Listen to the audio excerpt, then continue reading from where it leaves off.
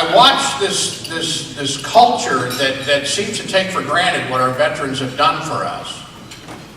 I noticed that there was really, mainly with this tiger cage exchange, was a couple of emails, and people hide behind their emails. And we have a president and a leadership that when something goes wrong, they say, well, we weren't aware until we saw it in the news. We didn't know the IRS was spying on citizens and trying to silence conservative speech.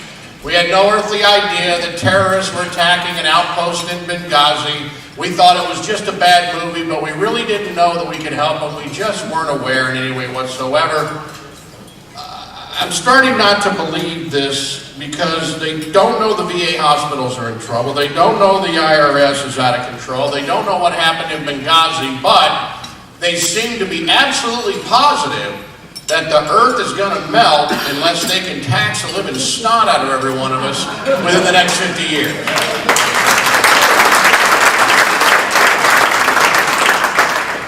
Now tonight you're going to meet some fine candidates, and my next comments apply to no one. I just wanted to leave you with this one thought. Every election we have guys that come up, men and women, they come up and they tell us that they're the ones that are going to lead us out of this fall.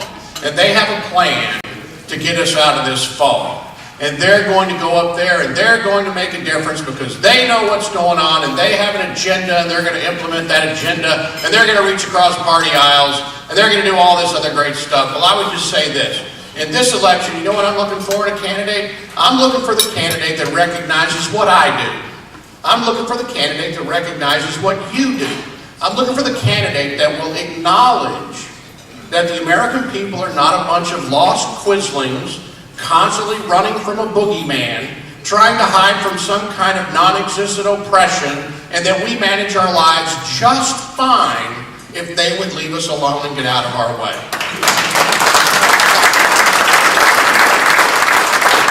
I heard a candidate criticized because he's the incumbent and he has not passed any legislation. Good. We've got enough. And if I have one more guy serving in office tell me that our immigration system is broken, I'm going to hand him a mirror because they broke it. We didn't. I only ask the candidates, take a moment and acknowledge the greatness of the American people. We work hard every day and we make this country work. The men and women who work 2 jobs a day, the men and women who are desperately trying to find a job in this economy. Please recognize them. The single mothers out there whose baby daddy was real cute when they met him and then suddenly he disappeared and left her with a lifelong package. Can we please recognize their greatness? That's what I would ask. Candidates that recognize the greatness of the American people and then listen to us because we have some really good ideas. That's it. I had to get that off my chest. I could go on for hours. Now, the next gentleman actually assumed office, I think, after the last mayor was here for over 7,000 years. Will you please welcome the finally new mayor of Council Bluffs? I'm kidding. Please welcome Mayor Matt Walsh.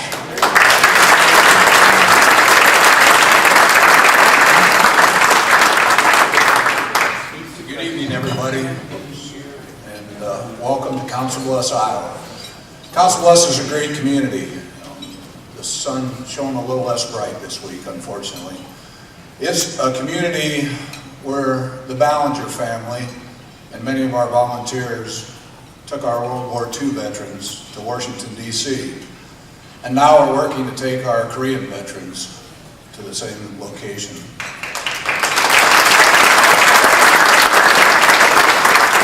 It's a community where our armed forces headed to the Middle East conflict were wished Godspeed as they left our country and were welcomed back for the duty they performed for us. And with pride, they were welcomed back. Because of an unfortunate misunderstanding, feelings were hurt, and scars were left for veterans that that definitely didn't get to do for the service they provided in their time. and we regret that. But we're going to go forward in a positive manner. This is a positive community. And our host talked about people hiding behind emails. I've never been so disappointed in my life by the emails that were vicious, that reeked of bile and hate. And our community and our country can't go forward in a negative fashion.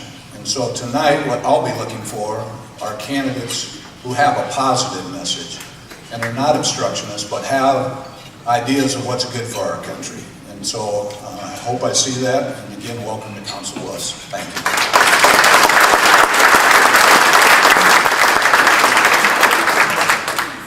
Mayor Matt Walsh, ladies and gentlemen. Now, will you please welcome State Representative Mark Brandenburg.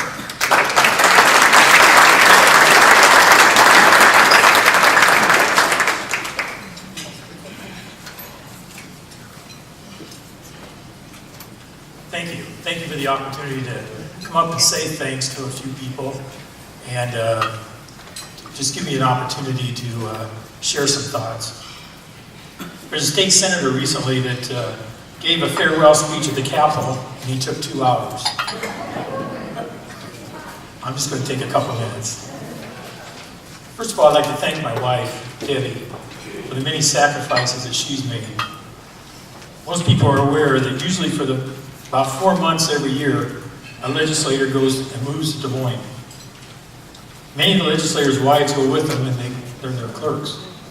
But since my wife has a full-time job, she couldn't do that. And as you know, many times, or at least sometimes, I've had a quote in the newspaper or a picture in the newspaper. And I remember one weekend, Debbie said, "I've seen you more in the newspaper than I've seen you in real life." When I ran the first time for the House of Representatives, I was running against Paul Schaumschul. I had people, including Republicans, that said to me, "You can't beat an incumbent, especially one that's been in office for 7 years." Well, with a lot of hard work, help from many volunteers, and a lot of your support, I did beat Paul Schaumschul.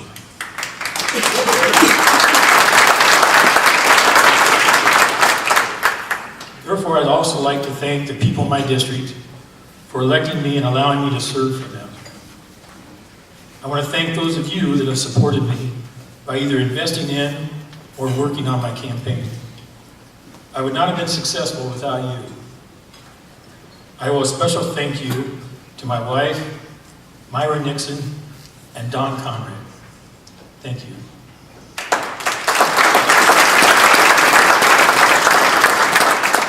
It's hard to leave the legislature. It's hard to close this chapter of my life, as I truly love the legislature. But I feel that I have made a difference, and am beginning a new chapter. In closing, I'm not saying goodbye, but rather, I am home. Thank you.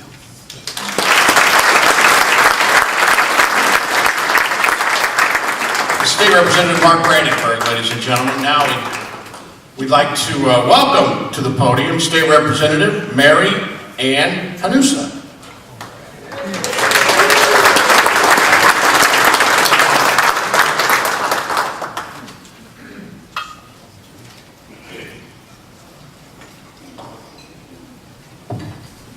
Usually I have to raise this, but this is actually pretty good right here. So, well, thank you very much, and thank you all for being here. This is a great turnout, and it's great to see everyone here.